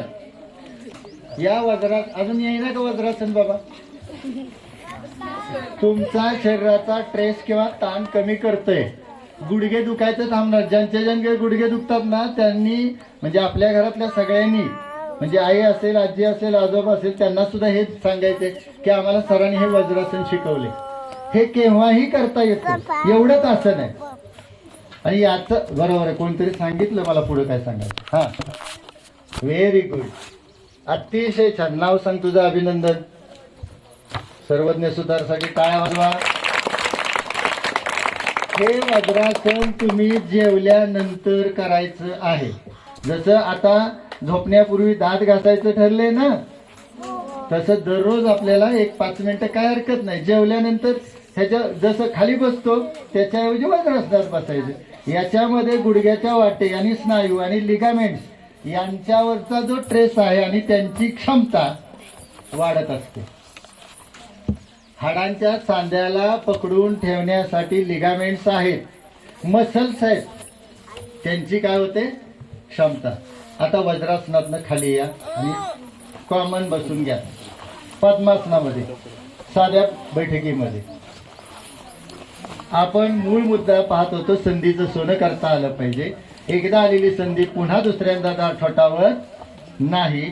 ज्ञानाचा उपयोग योजकतेने केल्यास त्याचे रूपांतर शहाणपणात होते आणि शहाणपणानं आपल्याला आयुष्यामध्ये वागता आलं पाहिजे. नाहीतर 20 दिवसाच्या श्रमसंस्कार आणि घी शुद्धीकरण संस्कार. आता वारंवार मी श्रमसंस्कार, श्रम याचा अर्थ कष्ट, कष्टानं श्रमानं जे काही आपण प्राप्त करतोय ते जाणीवपूर्वक करत राहायचंय आणि त्याचा फायदा आपल्याला भविष्यात होणारच आहे. आता पहा, मी सांगितलं कोशिश करने वाले की हार नाही होती. हरिवंशराय बच्चन म्हणत होते, लहरों से डरकर नौका नहीं पार होती और कोशिश करने वालों की. मग कोशिश कुणी? ह्या सरांनी करायचे, त्यांनी करायचं, आई वडिलांनी करायचं. हा, कोशिश तुम्ही करायचे. कोशिश करने वालों की म्हणजे try and try but don't try. हा, don't cry, try and try but don't cry. पहा, प्रयत्ने वाळूचे कण रगडता तेलही गळे. म्हणजे वाळूच्या कणातून रगडून सुद्धा आमचे संत साहित्यिक म्हणतात की तेल. आता आमच्या सायन्समध्ये जर वाळू हा सबस्टन्स घेतला, घटक घेतला, पदार्थ घेतला, त्याचं पृथक्करण केलं तर ऑइल त्याच्यात निघणारच नाही, पावडर होईल, पीठ होईल. पण संतांना काय सांगायचंय, इतके प्रयत्न करा, इतके प्रयत्न करा. प्रयत्नांती, अंती म्हणजे शेवट. प्रयत्न इतके असले पाहिजेत. प्रयत्नांती परमेश्वर. प्रयत्न भरपूर करायला पाहिजे आणि प्रयत्न केल्यानंतर यश हे मिळतंच. पण प्रयत्न 10% आणि यशाच्या अपेक्षा 90%. मिळेल का यश? नाही. यश तुमच्या हातात आहे. यश कोणाच्या हातात आहे? तुमच्या हातात. म्हणजे तुम्ही सातत्यानं प्रयत्न केले पाहिजेत. आणि यशासाठी काय आवश्यक आहे? यश कशावर अवलंबून आहे? आता लिहून घ्यायचे. यश कशावर अवलंबून आहे? यश कोणत्या बाबीवर अवलंबून आहे किंवा यश कशावर अवलंबून आहे? कोणाला काय सांगता येते नंतर. यश कशावर अवलंबून आहे? म्हणजे यश कोणत्या गोष्टीवर अवलंबून आहे? यश मिळवायचं, यश मिळवायचं. म्हणजे यशासाठी काय लागतंय? तो आधी लिहून घेतलं का? यश कोणत्या बाबीवर अवलंबून आहे? मग त्याच्या खाली ते उत्तर लिहायचं तुझं. यश कोणत्या बाबीवर अवलंबून आहे सांगणार आहे मी पुढे खाली. हा प्रश्न झाला. यश कशावर अवलंबून आहे ते नंतर लिहूया आपण. थांबा. यश म्हणजे आता समजा शाळेच्या बाबतीतले यश आहे. उद्या शेतकरी म्हणेल माझं कशात यश आहे? शेतकऱ्याने ऊस लावलेला आहे, त्या ऊसाला पाणी वेळेत दिलं पाहिजे, खत दिलं पाहिजे, त्याला भर घातली पाहिजे आणि काही कीड आली तर कीडनाशक फवारलं पाहिजे आणि योग्य वेळेत तो ऊस कारखान्याला पाठवला पाहिजे, तो त्याचा नेट भरला पाहिजे आणि त्याचं ते पेमेंट मिळणार आहे. हे शेतकऱ्याचं झालं. पण शेतकरी बी पेरायच्या वेळेला पावसाळ्यामध्ये निवांत झोपून राहिला आणि तो म्हणला नाही नाही आता मी मार्च एप्रिल मे मध्ये बी पेरतो, चालेल का? मग पावसाळ्यामध्ये आषाढ मासामध्येच त्याने काय केलं पाहिजे? बी पेरलं पाहिजे. आता काय शेतीच्या मशागतीची वेळ आहे, आता मशागत केली पाहिजे. मशागत करून आषाढ महिन्यामध्ये बी पेरलं पाहिजे. त्यावेळेला ते नारळ लावला की आंबा येणार आणि आंबा लावला की पपईची फळं लागणार. बरोबर आहे की नाही? मग नारळ लावला की नारळ येणार, आंबा लावला की मग चांगले प्रयत्न केले की चांगला रिझल्ट मिळणार. हे साधं कळतंय पण वळत नाही. जर आपल्याला कल्पवृक्षाचं झाड लावायचंय की जे सगळं इच्छिल ते देणारा नारळ असेल, ते नारळाच्यासाठी सुद्धा आपल्याला काय केलं पाहिजे? नारळ लावला पाहिजे. ज्वारीचं कणीस माहित आहे ना? ते एक दाणा स्वतःला गाडून घेतो तेव्हा त्याचे छोटं रोप तयार होतं, रोप मोठं होतं, पुढं त्याला फुलोरा येतो आणि पुन्हा अनेक धान्याचे कणसाचे दाणे एकत्रित गुच्छामध्ये दिसतात. म्हणजे एक दाणा ज्या वेळेला गाडून घेतो त्यावेळेला ते रोप तयार होतं. एक नारळ जमिनीमध्ये गाडला जातो तेव्हा त्याचं रोप होतं. बरोबर? ते रोप मोठं होणार. निसर्गाचा नियम आहे. म्हणजे अतिशय लहान अवस्थेमध्ये ते रोप असणार, ते मोठं होणार, त्याला पहिल्यांदा फुलं येणार, मग फळं येणार. हा क्रम आहे. तसं तुम्ही तुमच्या आईवडिलांच्या सारखे दिसणार, मोठे होणार, पण ते रुजताना काही संस्कार घेऊन तुम्ही मोठं झाला तर आईवडिलांचं नाव मोठं होणार. आई कडेवर घेते कशासाठी? लहान मुलाला की माझ्यापेक्षा त्याला पुढचं काहीतरी दिसावं. खाली ठेवलं आपल्याला तर दिसतं का लहान असताना? वडील तर मुलाला खांद्यावर घेतात कशासाठी? की त्याला आणखी काय पुढचं दिसावं. पूर्वीच्या काही चित्रपट होते, तमाशा होता, त्यावेळेला मुलांना आज ती सुविधा राहिलेली नाही. घरातच सगळं बघायला मिळते चॅनलमुळे. पूर्वी मनोरंजनाची साधनं नव्हती. त्यावेळेला खेडेगावात तमाशा बघायला गेल्यानंतर आई वडिलांनी काय पुढचं बघायचं झालं तर मुलांना खांद्यावर घेत होती. त्यामुळे ते मुलाला पुढचं पाहायला मिळत होतं. दूरदृष्टिकोन. म्हणजे दृष्टिकोन चांगला पाहिजे, प्रयत्न चांगले पाहिजेत. आणि आता आपण प्रश्न लिहून घेतलाय की यश कोणत्या बाबीवर अवलंबून आहे. उत्तर आहे कर्त्याचं शहाणपण, हिंमत, साधनाचा योग्य वापर. आता हे सगळं पटपट सांगितलं तर लिहिता येणार नाही, एक एक लिहा. कर्त्याचं शहाणपण मी फक्त अभ्यासासाठी नाही घेतलं. कर्ता म्हणजे शेतकरी आहे, शेतकऱ्याला शेतात बी पेरायचंय किंवा ऊस लावायचंय, त्याचं ते काय असेल तो जो कोणी काम करतोय ज्या क्षेत्रात. आता मला इथं व्याख्यान द्यायचंय म्हणजे माझं शहाणपण आहे की मला काय बोलायचंय, कुठला विषय आहे. कर्त्याचं शहाणपण. करता म्हणजे आता तुम्ही अभ्यास करताय, तुम्ही करताय ना ते काम, तो करता, काम करणारा करता, जो काय असेल तो. म्हणजे शेतकरी, विद्यार्थी, शिक्षक, प्राध्यापक, डॉक्टर. आता शस्त्रक्रिया करायची आहे डॉक्टरांना, त्याला लागणारं काय पाहिजे, योग्य पद्धतीचे हत्यारं पाहिजे ना. भूल तज्ञ असावं लागतं अगोदर. सर्जरी करायची आहे म्हणजे अॅनेस्थेटिस्ट असतो. आता मला इथला भाग कापून काढायचा आहे, मग हा हात बधीर करायचा आहे, मग इथं काय केले जाते, भूल दिली जाते. तो अॅनेस्थेटिस्ट येतो, 2 तासापर्यंत शरीर बधीर करतो. मग ते डॉक्टर काय करतो, तिथली गाठ असेल काय असेल तो काढतो, शिवतो बिवतो, ओके करतो. आणि अर्ध्या तासानं मग आपली भणभण सुरू होते. आपण शुद्धीवाले तिथं दुखायला लागतं. कारण काय होतं त्यावेळेला भूल उतरते, कारण ठणठण ओरडायला लागतो आपण आणि पाणी पण मागतो. पण डॉक्टर म्हणतात तासभर पाणी देऊ नका. म्हणजे हे सगळं एक्सपिरियन्स आहे, कारण माझंही ऑपरेशन झालं इथे. आता हे कशाचं झालं तर अपेंडिक्स. अपेंडिक्स म्हणजे आतड्याचा एखाद्या अवयवाचा भाग वाढतो, त्याचा त्रास होतो आणि सातत्याने पोटदुखी. मग पोटदुखी घालवणारा डॉक्टर काय करतो, सर्जरी करतो. तो MS असतो, म्हणजे शल्यशस्त्र निष्णात. MS काय करतो, शल्यशस्त्र निष्णात. ते पार्ट नको आहे तो कट करतो, शिवून टाकतो, झालं ओके काम.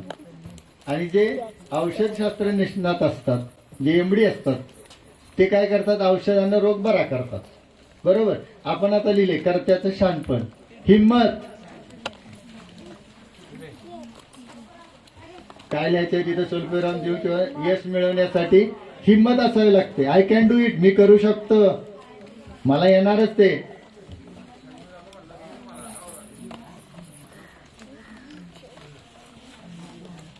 साधनांचा योग्य वापर. यश कशावर अवलंबून आहे, कर्त्याचं शहाण. समजा त्या डॉक्टरला सर्जरी करायची आहे, तिथं त्याचे ते वेपन्स, हत्यारे, सुरी, चाकू काय असेल, कट करायचं, ब्लेड्स असतील, ते धारदार नसतील तर काम होणार नाही. विद्यार्थी असेल, त्याचा पेन चांगला नसेल, पेन्सिल नसेल, रबर नसेल, ड्रॉइंगचं काम करायचंय, भूमितीचे काय संकल्पना करायचे आहेत, बरोबर, आकृती काढायच्या आहेत, तर तुमच्याकडे पेन्सिल नसेल. म्हणजे काय पाहिजे, ज्या ज्या ठिकाणी जो आहे त्या त्या ठिकाणी. शेतकरी असला त्याच्याकडे चांगलं बी नसेल, त्याला पेरणारी बैल नसतील, कुरी नसेल, आवत नसेल, तर त्याला ते करता येणार. म्हणजे साधनांचा योग्य वापर.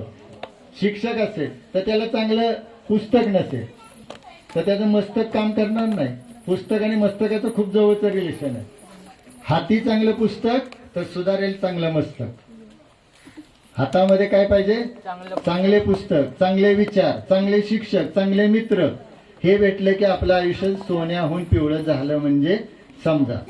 अन्यथा वाईट संगतीचा मित्र भेटला तर त्याला तशाच पद्धतीनं. मग त्याच्यासाठी पण माझ्याकडे एक वाक्य आहे, जया संग जैसा तया लाभ तैसा, चंदनाच्या संगे भी बोरी भी घडल्या. द्राक्षाचा वेलू जर कडुलिंबावर गेला तर ते कडू होत. चांगल्यांच्या संगतीत गेलं की आपलं चांगलं होणार. जया संग जैसा म्हणजे ज्याची संगत चांगली त्याचं चांगलं होणार. आपण काय लिहून घेत होतो, हिंमत झाले. साधनांचा योग्य वापर, कर्त्याचं शहाणपण, सातत्याचे प्रयत्न. एकदाच वाचायचं आणि परीक्षेला जायचं. कसं शक्य आहे, पारायण झाली पाहिजे पुस्तक. आम्हाला असं वाटलं पाहिजे ह्याच्यात कुठलाही प्रश्न पडू द्या आम्ही सोडवणार. तेव्हा त्याची कमांड येते. वारंवार तुम्ही पुस्तक वाचता त्यावेळेला. हा, यश कशावर अवलंबून आहे, कर्त्याचं शहाणपण, हिंमत, साधनांचा योग्य वापर, सततचा प्रयत्न, या बाबीवर यश अवलंबून आहे. ह्या बाबी नसतील तर यश मिळत नाही. कर्त्याचं शानपण नाही, साधनांचा योग्य वापर नाही, हिंमत नाही, मग यश मिळणार नाही.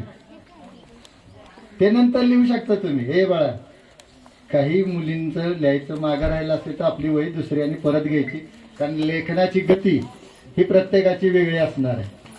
काही वरच्या वर्गातले मुलं बरोबर लिहिणार आहेत, खालच्या वर्गातल्या मुलांना वेळ लागणार. त्याने मग आताचं काय राहिलं तर इतरांची वही घ्यायची आणि ते बघून काढायचं आणि पुन्हा उतरायचं. त्यालाच आपण कॉपी म्हणायचं. कॉपी करणे म्हणजे परीक्षेत कॉपी करणे वेगळं, वरचं खाली उतरणे ह्याला पण कॉपी करणे म्हणतात. कॉपी करणे म्हणजे नक्कल करणे, हुबेहूब तसं उतरून काढणे, दुसरी कॉपी, दुसरी प्रत. आता मी तुम्हाला एक गोष्ट सांगणार आहे. आता मांडी घाला. टाकली? काहींचं जास्त व्यस्त होतं. आता पूर्वीच्या काळी लहान असताना खूप वेळ झाला, बराच वेळ, आता ते अंतिम टप्प्यात आलेलं आहे आणि आपल्याला ते क्लोज करायचं आहे. पण एखादी गोष्ट स्मरणात राहते. महाराजांनी ती बुद्धिरूपीचं सांगितल्यामुळे मला क्लिक झालं होतं. बुद्धीला गंज आलाय, तर आम्ही आता बुद्धीला धार लावणार आहे. आता एक वाक्य लिहून घ्यायचं आहे तिथं आणि त्याचीच गोष्ट पुढे येणार आहे. बुद्धिरूपी कुऱ्हाडीला नियमित धार लावा. कुठली कुऱ्हाड आहे तुमची? बुद्धीची. आता नियमित लावा. बुद्धिरूपी कुऱ्हाडीला नियमित धार लावा. बुद्धिरूपी कुऱ्हाडीला नियमित धार लावा. बुद्धिरूपी कुऱ्हाडीला, बुद्धिरूपी कुऱ्हाडीला नियमित, नियमित म्हणजे नियमित म्हणजे नियमित वाचन करा सर. नियमित म्हणजे नेहमी, सतत सतत. आपल्याला तर आपली भाषा, थोडेसे शब्द आणि त्याचा समानार्थी दुसरा शब्द कळत नाही, त्यामुळं आकलन घडत नाही. म्हणून मी म्हटलं तर कोणाला कळलं नाही तर हात वर करा. तुम्हाला कळतंय असं वाटतं आणि कोणी हात वर करत नाही, तो माझा दोष नाही. तुम्हाला मी येतंय असं समजून पुढे चाललोय. दिनदशक मी त्याच्यातच काम केलेलं आहे. त्याच्यामुळे समोरच्याची अडचण असेल तर मग आपण थांबणार आहे. आत्ता काय सांगितलं? बुद्धिरूपी कुऱ्हाडीला नियमित धार लावा. आता बुद्धिरूपी कुऱ्हाड कुठे आहे, काय आहे, ती शोधायचं. पूर्वीच्या काळी आम्ही लहान असताना सांगायचे की लाकूड तोडा होता, जंगलात जायचा, लाकडं तोडायचा, लाकूड तोडता तोडता त्याची कुऱ्हाड पाण्यात पडली. पाण्यात पडल्यानंतर त्यानं डुबकी मारली का देवाने डुबकी मारली? हा, बरोबर आहे. म्हणजे तो रडू कोसळू लागला लाकूड तोड्या. देव आले, देवाने काय केलं? पहिली सोन्याची काढली कुऱ्हाड, तर तो म्हणला हीच माझे. परत मग चांदीची काढली, ती पण म्हणला माझे. मग नंतर लोखंडाची काढली, ती माझी. आजचा लाकूड तोड्या तसा म्हणणार नाही. आजचा लाकूड तोड्या काय म्हणेल? माझ्या परवा एक पडली होती, त्याच्या आधी एक पडली होती, त्या तुझी काढलेल्या माझ्याच आहेत, लोखंडाची तर माझीच आहे. पण त्या काळामध्ये तो लाकूड तोड्या प्रामाणिक होता. त्याच्यासाठी एक वाक्य मी सांगेन, honesty is the best policy. प्रामाणिकपणा हा सद्गुण आहे.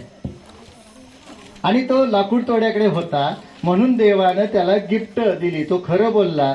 खरोखर त्याने त्याची परीक्षा घेण्यासाठी देवानं त्या 3 वेगवेगळ्या पद्धतीच्या कुऱ्हाडी काढल्या. पण आता मी तुम्हाला लाकूड तोड्याची गोष्ट भारतातली नाही सांगणार, ती बाहेरची आहे. 5व्या मिनिटात ती संपवून टाकणार आहे. जॉन आणि पॉल नावाचा लाकूड तोड्या होता. परत आता काय होणार आहे? त्या वाक्याकडेच येणार आहे. जॉन आणि पॉल नावाचा लाकूड तोड्या होता. जॉन नेहमी लाकडं तोडा यायचा आणि लाकूड तोडून पैसे महिन्याच्या महिन्याला पगारातलं घेऊन जायचा. पॉल आला, त्यालाही कळलं की इकडे लाकूड तोड्याचं मालकाने आपल्याला काम दिले. जॉन मात्र सकाळ कुऱ्हाड खांद्यावर घेऊन यायचा, दिवसभर झाडं तोडत ठोका मारत बसायचा. 10-20 झाडं तुटली की समाधान मानून घरी जायचा. पॉल आला, त्याला कळलं की अरे इथेही काम मिळते. त्याने काय केलं, कुऱ्हाड घेतली, आला, मालकाला विचारलं, ठीक आहे मला काम लाकूड तोडायचं काम मिळेल का? मिळेल. मालकाने सांगितलं ते. पॉलनं मात्र काय वेगळं तंत्र. पॉल काय करायचा, एक झाड तोडलं कुऱ्हाडीला धार लावायचं, दुसरं झाड तोडलं कुऱ्हाडीला धार लावायचं. त्याचा परिणाम जॉनच्या लाकडापेक्षा तोडलेली लाकडं पॉलची कमी झाली.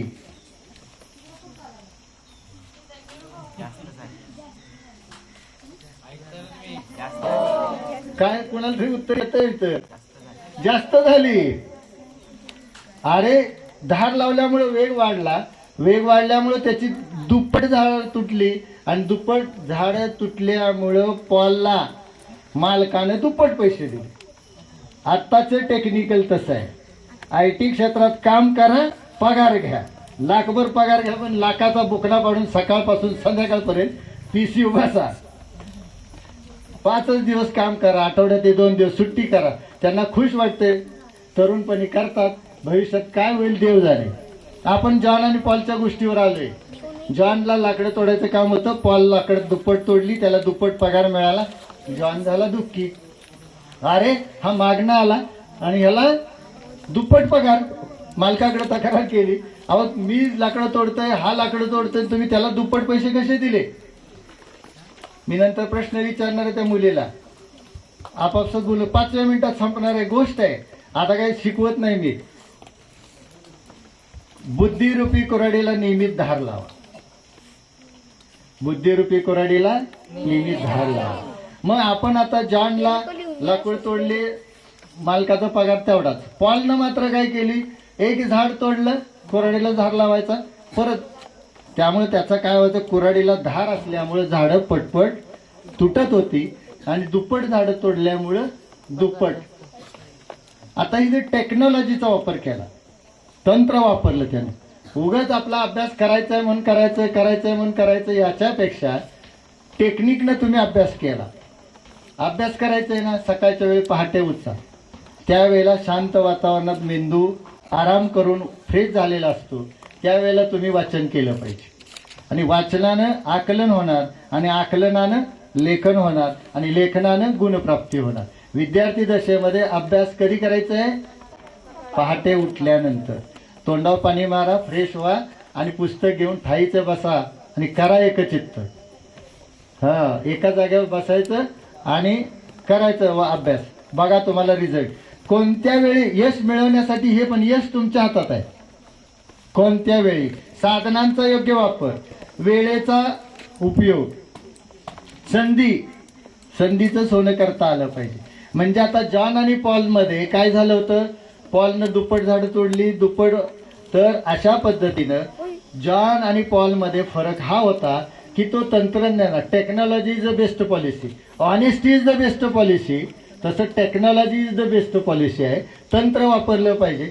म्हणजे आता विद्यार्थ्यांनी पण एक धडा शिकवला, एक गणिताचं प्रकरण शिकवलं, त्याचा अभ्यास केला पाहिजे.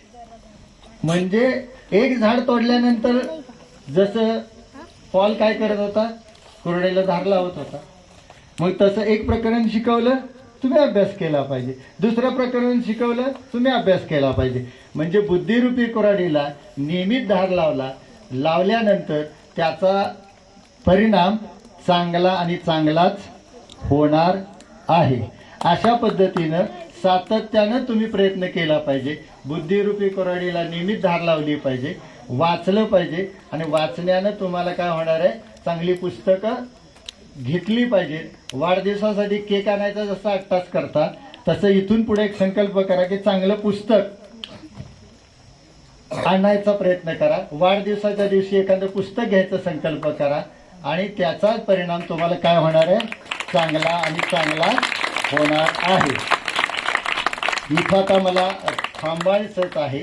तत्पूर्वी फक्त एकच मी, अकल्प आयुष्य व्हायत कोळा, माझी या सकळा हरीच्या दासा, कल्पनेची बाधा न होणे कोणे काळी, ही संत मंडळी सुखी असो. तसं तुम्ही सर्व सुखी राहा, आनंदी जगा, यश तुमच्या हातात. या विषयी मी काही मार्गदर्शन केलं. याच्यातले जे चांगले चांगले बाबी असतील त्या तुम्ही अंगी बाणा, अवलंबा. याच्यामध्ये काही उणीवाणी त्रुटी असतील त्या कदाचित त्या वेळेचा आणि परिस्थितीचा दोष समजून माझ्याकडे द्या आणि आपण चांगले संस्कार घेऊन या शिबिरातून गेल्यानंतर ज्या माझ्या शिष्याचा आणि त्याच्या नावाला कुठेही गालबोट लागणार नाही अशा पद्धतीचं वर्तन आपल्याकडून घडू नये ही एक अपेक्षा व्यक्त करतो आणि या ठिकाणी थांबतो. जय हरी.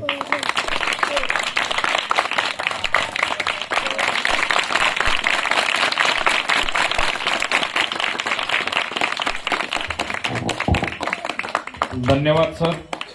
सरांनी अतिशय उपयुक्त अशी माहिती इथं या ठिकाणी सांगितलेली आहे. ज्या यश तुमच्या हातामध्ये, त्यामध्ये यश कुठल्या बाबीवर अवलंबून आहे त्याचे 4-5 मुद्दे सरांनी उत्तर स्वरूपामध्ये तुम्हाला सांगितलेले आहेत.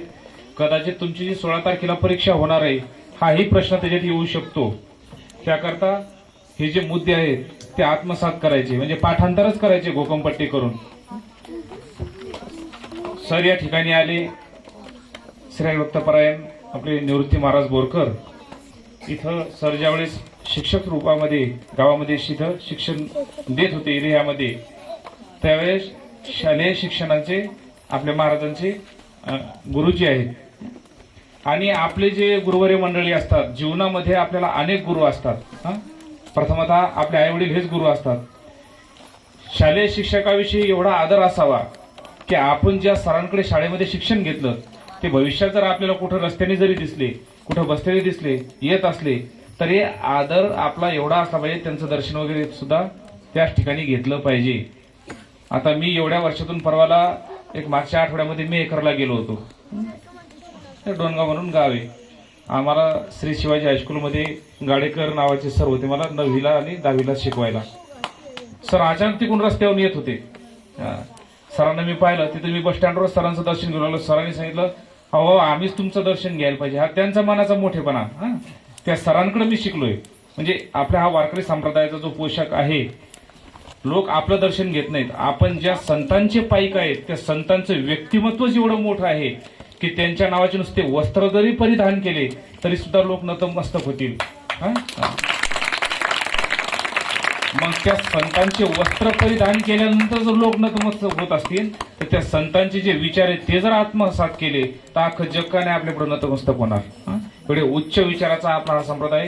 आणि म्हणून आपले जे शाळेतही तुम्ही जाता, आता हल्लीच्या घटनामध्ये काळामध्ये जसं काही सरांनी बोललं की लगेच ते विद्यार्थी घरी सांगतात, पालकही येण्यासारखे सरांना फोन करतात. असं कधी करू नका. खरं जर जीवनामध्ये घडायचं असेल तर सरांविषयी तक्रार कधीही घरी करायची. अरे सर आपल्या भल्यासाठी सांगतात, त्यांना काय घेणं देणं नाही. वास्तविक पाहिलं तर मंथली पेमेंट मिळतं. काय तुम्ही शिकले काय नाही शिकले काय काही घेणं देणं नसतं.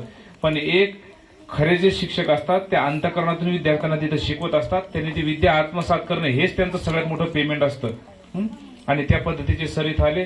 सरांना पुन्हा एकदा मी आपल्या वेदांत साधना वारकरी गुरुकुल धीशुद्धीकरण संस्कार शिबिरातर्फे सरांना कोटी कोटी आभार, सरांना कोटी कोटी धन्यवाद देतो.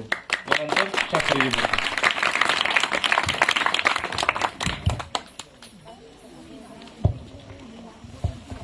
आपल्या या वेदांत साधना वारकरी गुरुकुलामध्ये सुरू असलेलं देशशुद्धीकरण बालसंस्कार शिबिर, या संस्कार शिबिरामध्ये आज 4थ्या दिवशीच आमचे परमप्रिय गुरुवर्य हरिभक्तीपरायण गोरपुडे सर या ठिकाणी एवढ्या दूरवरून येऊन तुम्हाला सर्वांना या बालचमूला आशीर्वादरूपी शब्दरूपी ह्या शुभेच्छा आणि आशीर्वाद तुम्हाला दिलेले आहेत.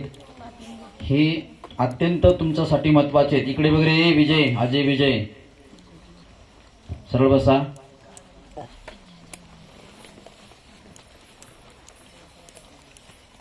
ते अत्यंत महत्त्वाचे आहेत. सर इतक्या दूरवरून आलेत. आपलं त्यांचं आदरातिथ्य करणं हे माझं आणि तुमचं परम कर्तव्य आहे की नाही. आत्ताच महाराजांनी सांगितलं की आपल्या गुरूंच्या प्रती आपण नेहमी कृतज्ञ असावं, कृतज्ञ नसावं. कसं असावं? कृतज्ञ. कसं? कृतज्ञ. कृतज्ञ नसावं, कृतज्ञ असावं. तसं कृतज्ञता व्यक्त करणं हे आपलं काम आहे. तसं वेदांत साधना वारकरी गुरुकुल हा बोरकर परिवार आणि परिवारातील सर्व सदस्य आणि गुरुकुलाचे सर्व कार्यकारी मंडळ, सर्वच भाविक भक्त, मी सरांचा नेहमीच कृतज्ञ आणि ऋणी राहील. आणि या ठिकाणी वेदांत साधना वारकरी गुरुकुलामध्ये असलेली जी अधिष्ठान देवता आहे पांडुरंग परमात्मा, रुक्मिणी आईसाहेब, सर आम्ही त्या परमात्म्याचं नाव विजयी पांडुरंग असं ठेवलेलं आहे. इथे या 2 घटना बरं का गणेशजी महाराज जी अशा घडलेल्या आहेत की त्या पांडुरंग परमात्म्याचं दर्शन घेतल्यानंतर, संकल्प पांडुरंग परमात्म्याकडे केल्यानंतर त्या 2ही व्यक्तींचा संकल्प ताबडतोब पूर्ण झाला. ताबडतोब म्हणून, आणि ते मला माहिती नाही, पण त्या लोकांनी ते इथे बोलून गेले आणि त्यांचं पूर्ण झाल्यावर ते मला सांगायला पण आले. मला माहीत नाही संकल्प बोलून गेले, पण ते सांगायला परत आले. त्या पांडुरंग विजय पांडुरंग परमात्म्याचा प्रसाद पूजनीय सरांना या ठिकाणी देण्यात येत आहे. तो प्रसाद या गुरुकुलाचे आदर्श शिक्षक, संस्कार शिबिराचे आदर्श शिक्षक, हरिभक्तीपरायण ज्येष्ठ गुरुबंधू विद्वत रत्न प्रमोदजी महाराज काळे आणि या गुरुकुलाचं सर्वच सोशल मीडियासहित सर्व अगदी कार्यभार सगळा सांभाळणारे हरिभक्तीपरायण शेखरजी महाराज जांभूळकर या ठिकाणी उपस्थित आहेत. आणि ज्यांनी या संस्कार शिबिरामध्ये एवढ्या परराज्यातून विद्यार्थी घेऊन इथपर्यंत पोहोचवले ते आमचे गणेशजी. मी आपल्या तिघांनाही विनंती करतो की आपण सर्व सरांना त्या पांडुरंग परमात्म्याचा प्रसाद द्यायचा आहे. सरांना विनंती की आपण तो प्रसाद स्वीकारायचा आहे. थोडं मुली अलीकडे सरका, त्या बोर्डपाशी सरका, अलीकडे सरका. मुलांना सरका, इकडं सरका. 1-2-3 मिनिटामध्ये तुमची सुट्टी करणार आहे. तो मोबाईल पडेल. महाराज मोबाईल चालू आहे का? फोटो घ्या. महाराज पुढे या.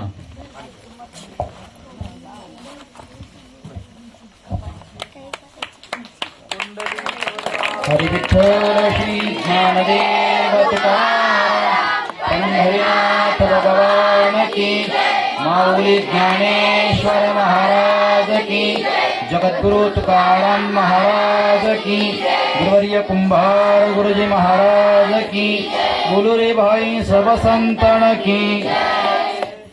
यानंतर तुम्हाला 15 मिनिटाची सुट्टी राहील आणि वॉशरूमला वगैरे जाऊन यायचं. व्यवस्थित सर्वांनी आपापली कपडे चेंज करायचे. बरोबर